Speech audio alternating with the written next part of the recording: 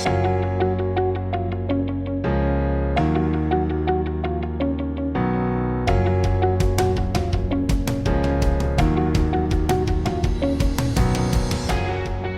to the Monday Morning Marketing Podcast for all decision makers and action takers.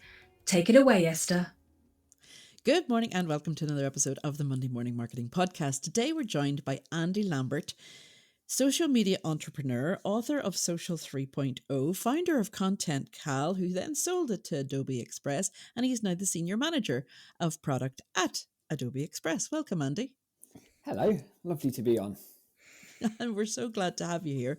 Today we're talking about what's new in social media.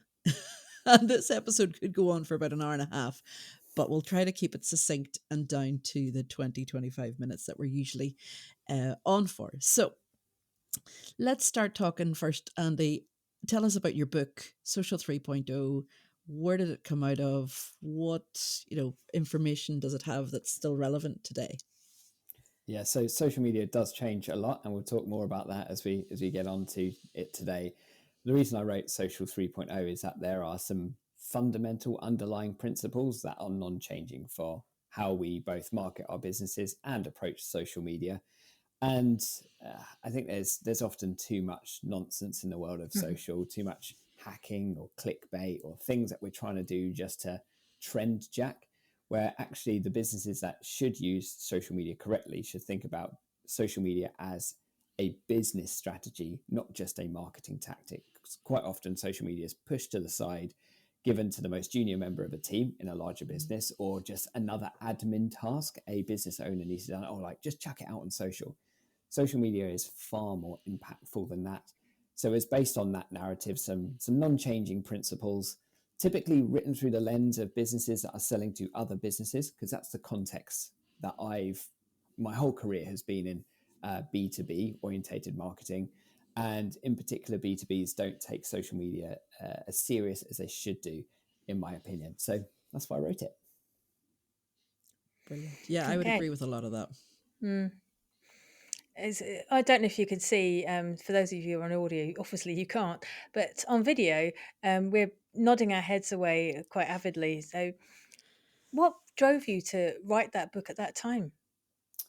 Purely on the basis of having gone through the journey of building Content Cal, which was a social media marketing business, built that over the course of 5 years with a few others of us, and sold it to Adobe in 2021, which you already alluded to, Esther. And in doing that, learned quite a bit about mostly what not to do from a marketing perspective. So then we've got, finally distilled it into, if I'd read that 5 years ago when we started, I would have wasted far less time. And, the kind of spoiler alert here in this is that the bit that mattered the most as it came down to growing our business was the people that we worked with. This is a good example, right? We're collaborating on this podcast right now.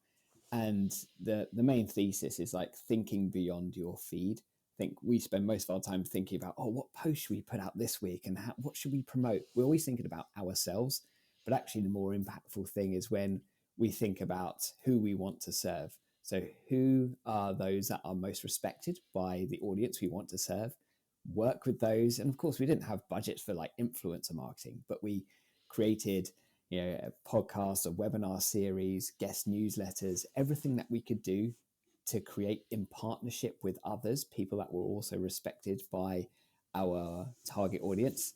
I cared so deeply about that. And basically, all the kind of spheres of influence of a market, I got absolutely obsessed by. And that's what made me write the book, because I was like, I wish I'd read this when I was starting out. Okay, and where can people find this book?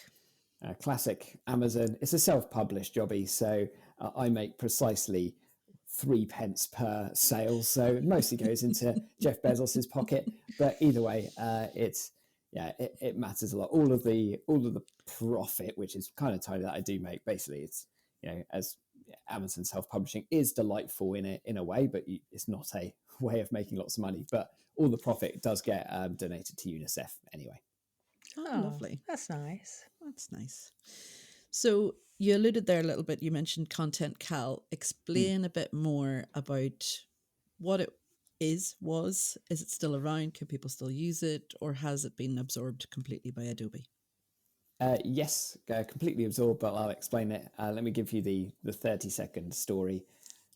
Products work best, or products can be most successful when you felt the pain yourselves. So we were a agency building social media content for other people and planning that content on a Google Sheet.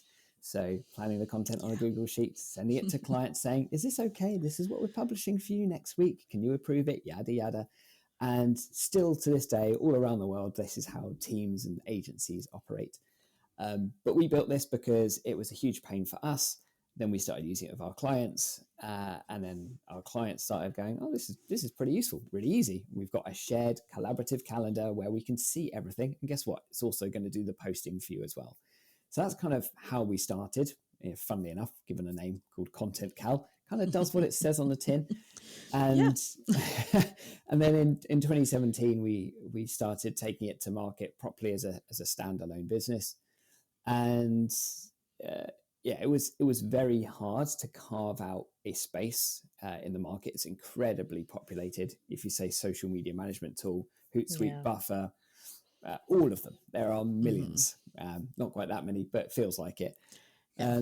So how could this little company in the UK with three of us try and cut through?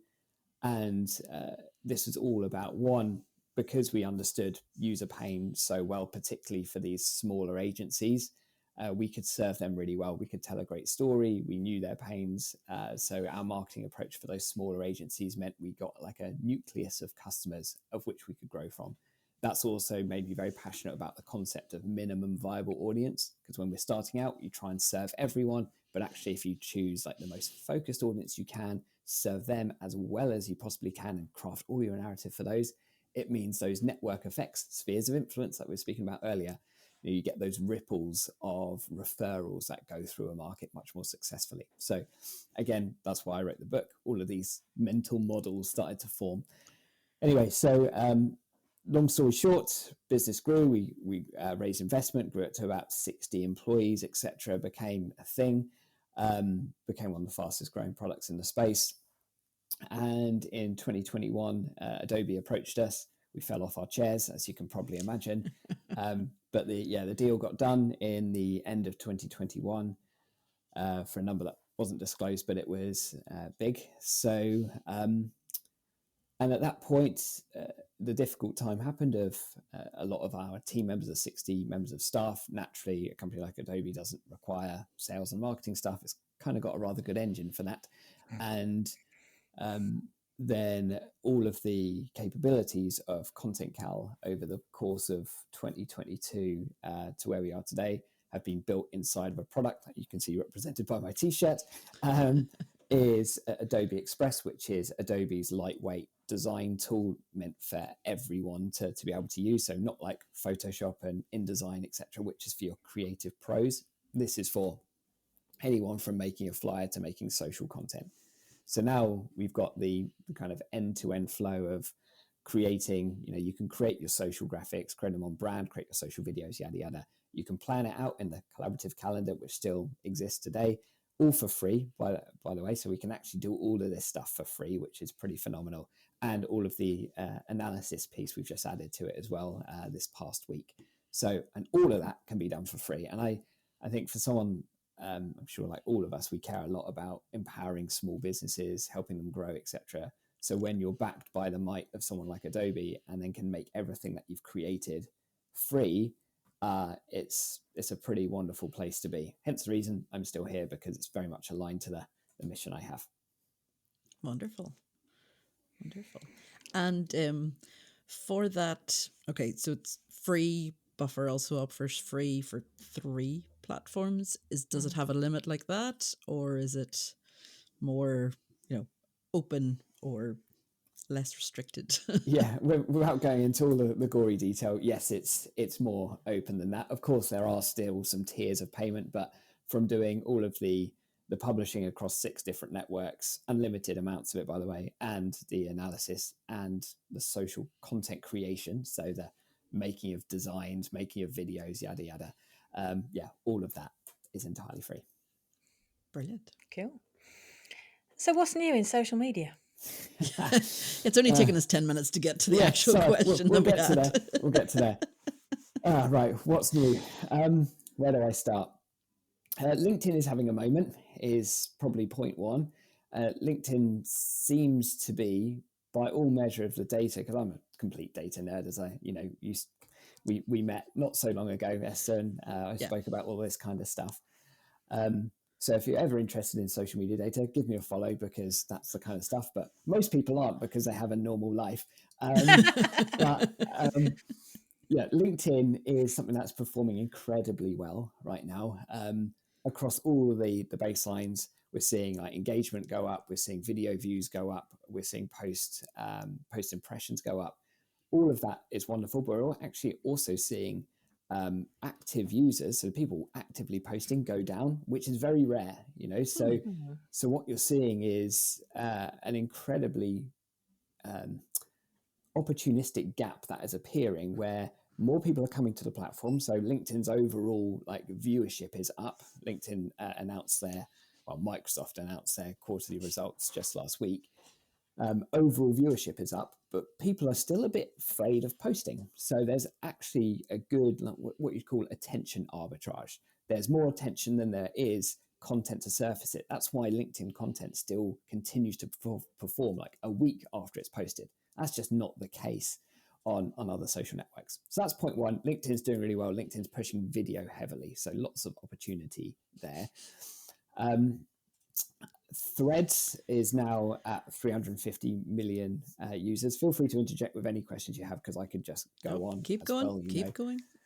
So Meta now have a lot of confidence in Threads. In the last earnings announcement, Zuckerberg called out Threads as like, we think we're creating Meta's next biggest social platform right now. So I think I take that statement very seriously from a man, you know, not everything I love about that man, but there are some things that he knows, which is building social networks.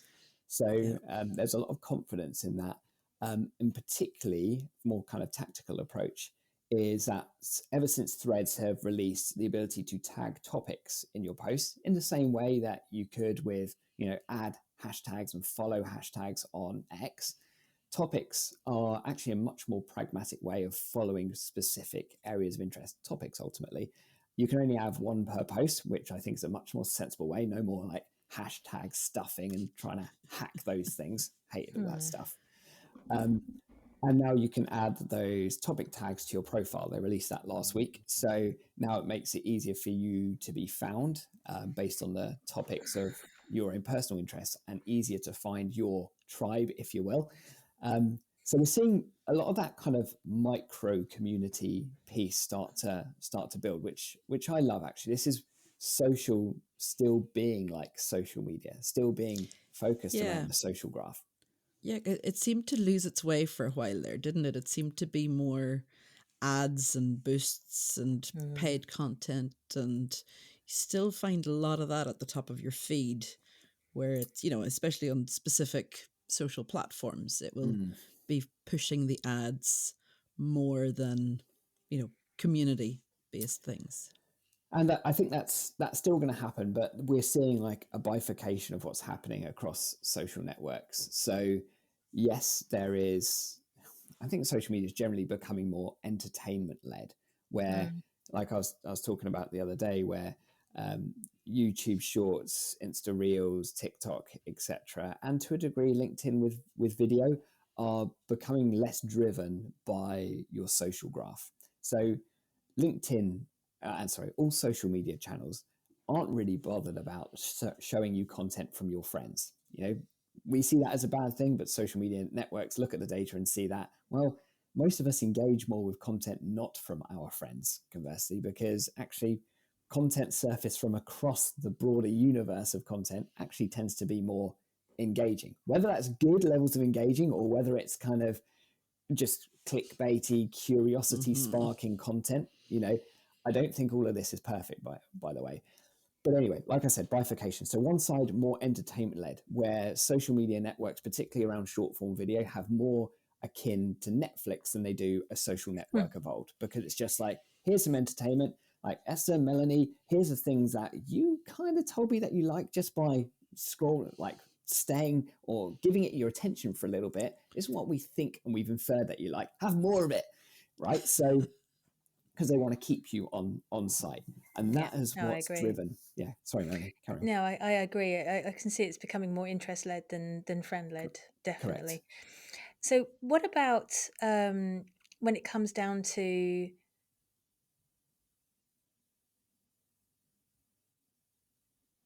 Well, it says recording here.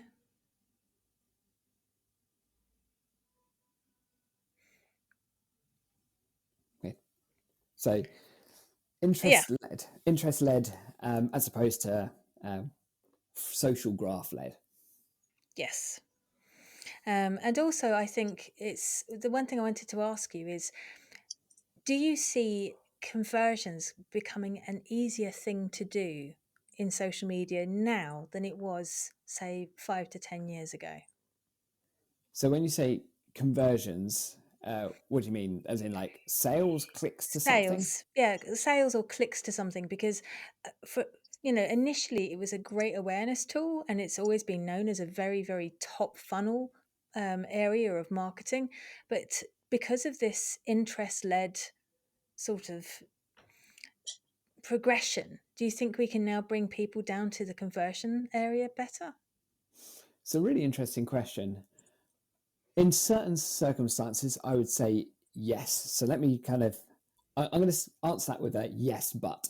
So um, the but is, I still think that the bigger opportunity is still in awareness driver, and we've actually got more opportunity to drive awareness than we ever have before, right? Because it means you can get thousands of views of your on your content with no followers. So that's an incredibly liberating place to be for small businesses, Mm, because actually it's not just about like who can get the biggest social graph, who can get the most followers. It's actually who can create the best content and the most interesting content. So I think that actually, if you think about it from that perspective, content quality is going to win. Is going to still be the primary awareness driver. That being said, depending on, this is very industry specific though, Melanie, is the way I kind of answer this. People are more ready to shop on social than they ever have been before, right? Just one look at TikTok Shop will tell you that. mm, We're also seeing shifts in social search. So social's becoming more intent driven as well. Again, topical relevancy is a thing that's mm, key. Making sure you've got good keywords in your caption is essential to showing up in social search. A good clue as to why this matters so much is that even TikTok are starting to sell search ads in the same way that Google like sponsor searches.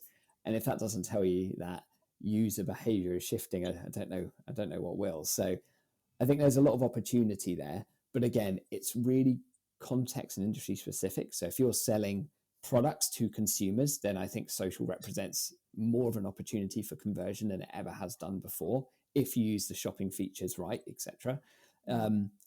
But I think for the majority of businesses that might not sell directly to consumers, I still think, think about certainly the short form video focused platforms that I've just been speaking about more as awareness and a way of driving impressions, driving views on your content.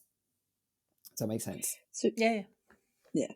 So you mentioned there about making the content more entertaining or educational and Yeah, edutainment. entertainment. Is that the thing? Yeah. Just invent words at this point. How do B2B companies do that? Because it is a lot more boring selling services than selling products. Yeah. On the whole. It can be, but that's where your creativity wins out, and this is where, going back to again first principles, the stuff that I talk about in the book is like, as long as you understand exactly who you want to serve, and you've been nearly obsessed with the problems that they face, the things that they're interested in, then the content should not be boring. The content's only boring if you talk about yourself, because that's what people find boring. But if you understand the nuances of the market that you're serving, so like content for social media managers, for example, could be boring, right? It could be like, the best time to post is 8 a.m. in the morning. Okay, fine. Yeah, whatever.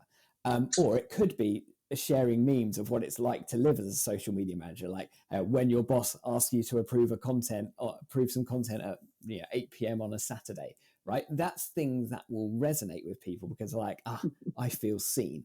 But when that's all just about like understanding the humanity of social media, and we get fixated with like data and hacks and optimization, but the fact is right now, this might change. We're still dealing with humans. We're still selling to humans, and we still, in the main, have social media channels dominated by humans. So, sometimes I'm not sure about the trajectory of it. That might well change. And I don't want to go down that route because I'm not that thrilled about some of the things that are happening. But in the main, we're still trying to appeal to people. We're still trying to engender some form of emotion. And that emotion is trust, predominantly for B2B. And that is about how much do I understand my audience? Do I understand them enough to entertain them, to make them feel seen? And do I understand them enough to help them do whatever it is that they're trying to do better? And that was like the vector that we majored on when we were doing Content Cal. We went out of our way to create interesting, relevant, and educational content in collaboration with anyone else in the industry that we thought was doing good stuff. So that would be my answer to that. Okay, that was actually a very robust and interesting answer. Thank you very much, Andy. So how about what else is coming out soon? Is there any new products or services or tools or anything Or platforms, anything that we need to know about that's coming soon? Because I know this is going to be out of date. I know we're not making this very evergreen, but we're tapping your knowledge and everybody's getting it here for free. So this is the time to get it, Andy. Yeah. All right. My mind is racing through everything that's happening right now. Not especially new, but fairly recent and showing incredible signs of growth. So again, back onto LinkedIn, newsletters performing incredibly well. So not brand new, but they continue to invest in them, and they've made a whole bunch of updates related to like data and stuff, and the analytics that you can get. I honestly think it's one of the most underutilized growth tricks on LinkedIn, because I want to caveat the word I just said, growth tricks, because it only works if you produce good quality content, though, because creating a newsletter, as you know as you're creators of a podcast, create any long form content is hard. So yes. so I think trick was probably the wrong word to use, because it does take time.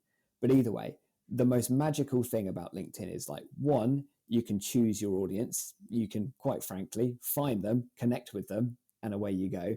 And as soon as you launch a newsletter, everyone gets notified of like, hey, do you want to subscribe to Melanie's newsletter?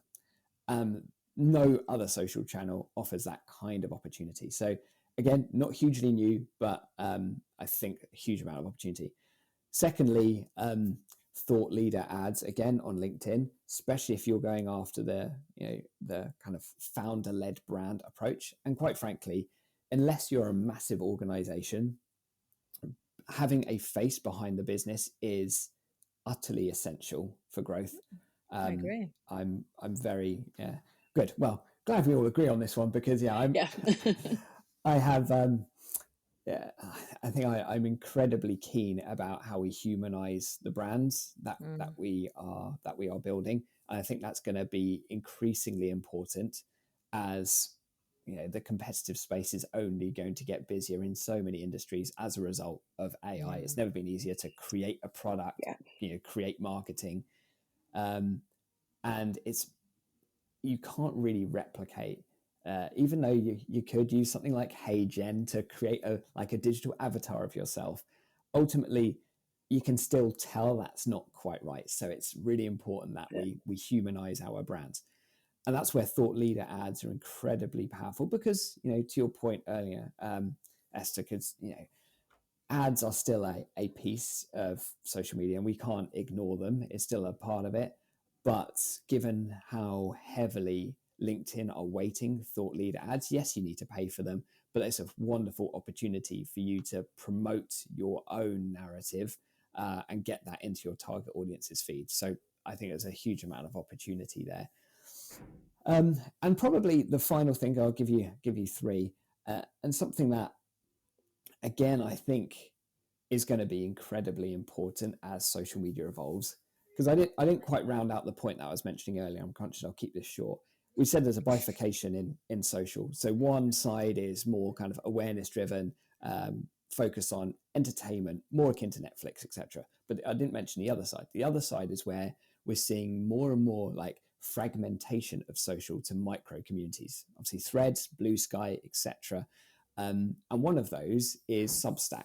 So we don't really talk about Substack as a social network, but it really is. So what started as a newsletter platform was quite hard to get going because you've got to get people to subscribe to your newsletter. It's taken me a long time to grow a fairly modest subscriber base on Substack, but they're increasingly rolling out more and more social features. So there's live video feed, there's the short form video feed on Substack too. And the thing I find most delightful about Substack as it relates to like a small business is that we don't need like 1 million followers to be successful. Actually, we just need customers. So the delightful thing about Substack is that you keep the data. So when people subscribe to you, your newsletter, you get their email addresses. So it feels like a much more healthy thing to be promoting and building a community around, whether that's through video, whether it's through newsletters, or I host my podcast on Substack too. But like all of the data is yours. And I think that's a very important like moment of realization of like, okay, yes, we do need to play to the social networks' tunes that they create for us to go, okay, short form video, we will create it. Yes, we know it's important, yada, yada. Let's go broad with it. But also let's play a bit by our own rules, knowing the fundamentals of like, okay, we'll drive some awareness, but how do we get people down our funnel, so to speak, and be able to keep hold of that data so that we can do other things with that. So yeah, anyway, I'm going to stop talking now. Hopefully it's useful. No, don't. It's been amazing. It's been really, really entertaining and enlightening in a lot of things too. I hadn't realized that Substack was now classed as a social media platform, or maybe it always had been. I know a lot of people my age and in their 40s who are turning to Reddit for their information and for things like that. So we have to widen our view of what social media platforms we use or we consider or we look at. But as business Agreed. owners, do you still think it's the main big ones? It's still Facebook, Instagram, LinkedIn, X. Are there any that are taking over those 4 spots, or any that are coming up and making it into 5 or 6 big hitters?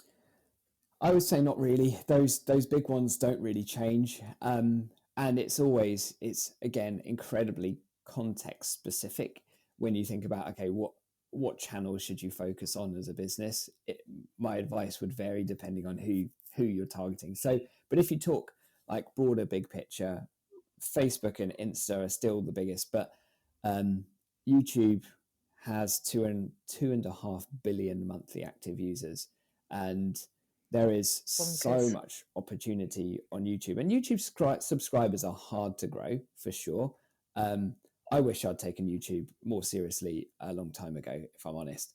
But YouTube Shorts is like a bit of a shortcut to start driving viewership in the short term.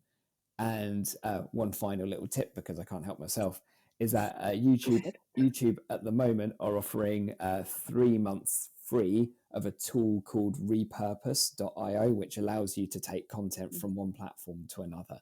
So you search it on Google, you'll find it. So YouTube are very keen on getting people very active on shorts, and they're giving away a lot of reach as a result. So I think there's a lot of opportunity there. But to answer your question, the big movers don't really shift. Well, thank you so much for coming to talk to us today, Andy. Pleasure. Never know quite what to expect in our podcast because we don't create the questions beforehand. We just have a natter. And I've got to say, you have just given us a huge amount of information. So thank you so much. Gold. Definitely.